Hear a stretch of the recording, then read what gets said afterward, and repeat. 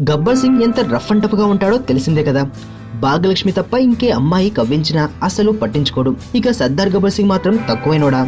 గబ్బర్ సింగ్ కంటే 2 ఆకులు ఎక్కువే చదివి ఉంటాడు. మరి అలాంటోడిని కదిలించాలంటే మామూలు అమ్మాయిల వల్ల సాధ్యమవుతుందా? అందుకే చెన్నై నుంచి పిల్ల దిగింది. జానుడు రైక తగిలించుకుని మోకాలి దాకా లంగా వేసుకుని అదిరిపోయే అందాలతో దిగిపోయింది. నేరుగా సర్దార్ బాబుకి మల్లెపూల మాలతో వల విసిరింది. మరి ఈ పిల్ల అందాలకు సర్దార్ పడిపోయాడో లేదో తెలియాలంటే ఏప్రిల్ 8 వరకు ఆగాల్సిందే. నిన్న రిలీజ్ అయిన సర్దార్ గబ్బర్ సింగ్ మేకింగ్ వీడియోలో ప్రతి షాట్ అభిమానుల్ని ఉరుతొలించింది. అందులో కుర్రాళ్ళ మతిపోగొట్టే దృశ్యం కూడా ఒకటి ఉందండోయ్. ఇందులో ఐటమ్ సాంగ్ చేస్తున్న రాయ్ లక్ష్మి మత్తెక్కించే అవతారంలో నిలబడి ఉంటే తన చేతుల్లోంచి మల్లెపూల దండను లాగుతూ పవన్ ఆమె వైపే తదేకంగా చూస్తున్న దృశ్యం జనాల్ని భలేగా ఆకర్షించింది.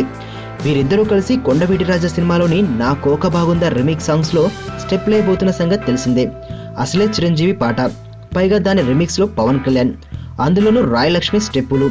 ఇక థియేటర్లు దద్దరిల్లిపోవు. టైం 2 రకాలు, ఒకటి గుడ్ టైం, 2 బ్యాడ్ టైం.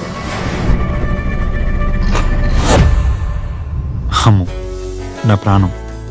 నేను 5th చదివేటప్పుడు తను 3rd క్లాస్లో జాయిన్ అయింది. తను చిన్నప్పుడు చూసినప్పుడు ఎప్పుడూ అనుకోలేదు తను పెద్ద ఇంత అందంగా తయారవుతుంది.